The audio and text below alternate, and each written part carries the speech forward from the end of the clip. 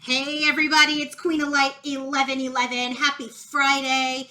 I am here with a special reading for all of you. I wanted to check in on the soul contract. So what I'm doing is I'm doing an Akashic Records reading for today's collective reading. An Akashic Records reading is a reading on your soul contract. This is a reading about what you and your counterpart signed up for when you decided to meet again in this earth. So it's about what are the lessons that you wanted to experience as part of a relationship with each other. And then that reading typically goes into the next stage, which is what is the current energy of the contract, and then a future energy and an outcome. So what I'm doing today is the current state of the contract. So in my Akashic Records reading, if any of you want to understand your own contract, we look at the foundation and the lessons. Then we look at the current state, and then we look at the outcome or potential future energy. So we are looking just at the current state of the contract today. So what we're doing is I've got 4 cards here, clarified them. It's very different when we do a personal reading, but this is just, I wanted to add some layers on top of this for the collective reading. So we're using the Akashic Tarot. Bottom of the deck that we have here is the Ascent card.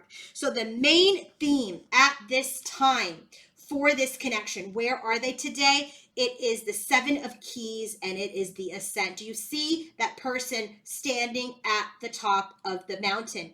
This is an energy which is all about ascension. Okay, this is all about, it was difficult work. This was effort and determination and risks to get to the top of the mountain. None of this was from luck. None of this was from any other sort of external influence, but this ascension for masculine and feminine was their own hard work and their own achievement and their own application that got them to the achievement, which is at the top of the mountain. And what about the top of the mountain?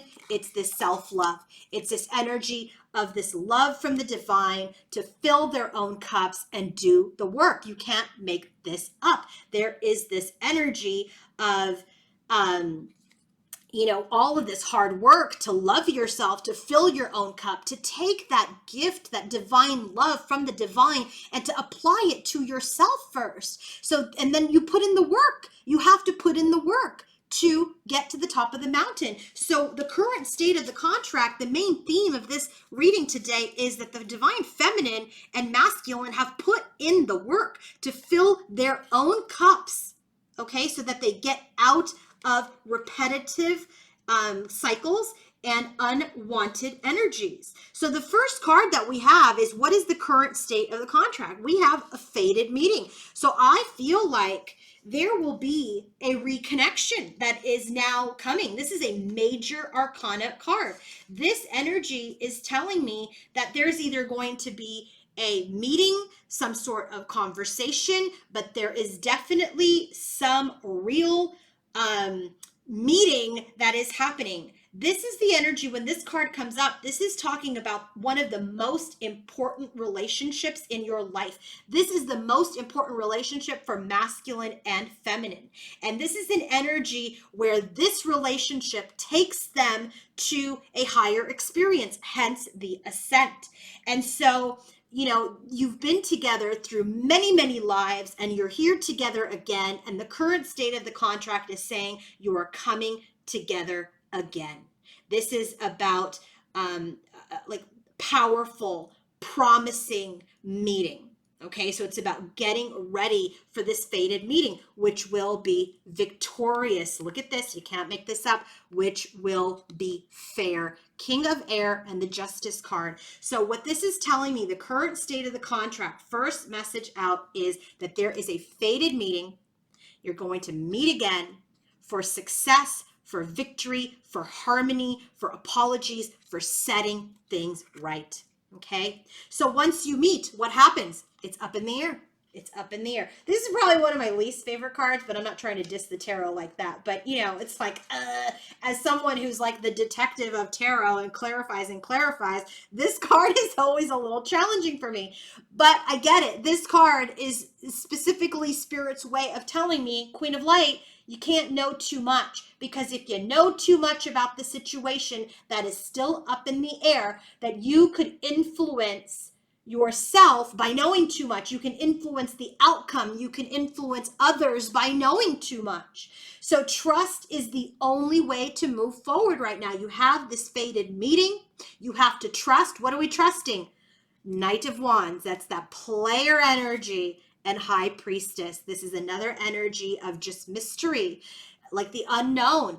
They really want you, the watcher or the cross watcher, whatever, to really trust in this reconnection and use your intuition around whether or not you want to get on this horse again, whether you want to be in this energy of this adventure again. And the other thing that I'm really, really getting is, you know, we don't really know if this masculine has changed. Maybe he's changed. It's up in the air. It's not for Queen of Light to channel in a reading. It is for all of you to have this fated meeting, to see what comes forward, and then decide what it is that you want to do. Because imagine if I said, oh, you know, he's changed and then he hasn't. Or what if I said he hasn't changed and then you don't meet? It is not up to me to change the steps or the how you guys move forward in the future. This is saying that first card out, there's a fated meeting to have victory, to bring in balance and harmony and peace and justice.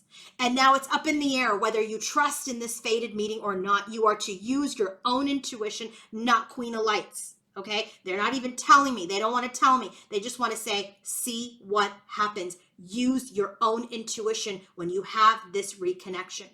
The next card is what's up in the air? Well, right here, views of the ego. This is the energy where, you know, it's the energy of someone who is thoughtless, selfish, maybe someone who's very self-absorbed, and the other person in this connection has just lingered on too long and has repeatedly given to this person and hasn't received much in return. And so this person has tolerated this dismissiveness, right? Because they keep hoping that things will get better and were really afraid to step away. But now there's this energy where, hey, you've delayed the inevitable. This person has been in the ego. This has been the battle with the counterpart. But guess what? King of Pentacles. Now we have this energy of someone who is conservative, someone who is disciplined, someone who is wise. Okay, someone who is ambitious. So again, it's this energy where the divine is saying, yeah, we acknowledge that this Knight of Wands character was self-absorbed. We acknowledge that this person was not giving, was in and out, and therefore was the battle. But he's being clarified as a king today. So then the last card here, Spirit's telling us, caught in ruins, right? This reminds me a lot of the Eight of Swords energy. This is like mental entrapment. This is about, you know, feeling trapped. This is about being stuck in an empty sort of unsatisfying energy, right? Maybe some negative belief systems. This is what you've always experienced with this counterpart, is this in and out energy, you know, this egotistical energy. And now you're kind of caught up. Who's caught up? Divine Feminine. Divine Feminine is caught up in this energy of, is this person going to do the same old crap to me again? Is he going to be a player? Is he going to be self-absorbed? This is where this fated meeting is going to help you use your intuition to determine whether or not this is going to repeat. But the Divine Feminine gets in this energy of like, this was my belief system for a long time. He's a player, he's selfish, he was dismissive, he didn't, you know, give to this connection. This is the thought process that she gets into, and it limits her. It limits her mentality. It perpetuates the lower vibration. Because here we have the Knight of Air, and then it's with the Lover's card, because, you know, he's been in other connections, right? So she's very, very, very hesitant, and she's trying to be flexible. So this is very interesting, right? I always channel it real time. When I saw the cards, I'm like, oh, cool. I had no idea what I was going to channel. But this is part of the hard work. This was part of the ascension. See, did divine masculine grow into the King of Swords? Did he grow into the King of Pentacles? You're only going to know, High Priestess, by checking in on that energy, by that fated meeting. Okay, and you will have some sort of doubt and limiting beliefs, right, about his talk. But you're going to have to observe change. You're going to have to observe change. Did this fated meeting show change, or was he just talkative?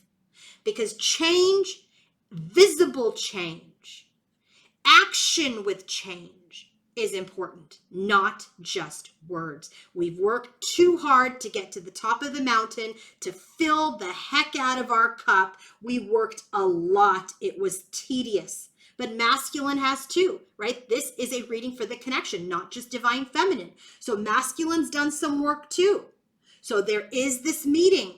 There is this meeting for victory, to bring in balance. But this is where this work is tested.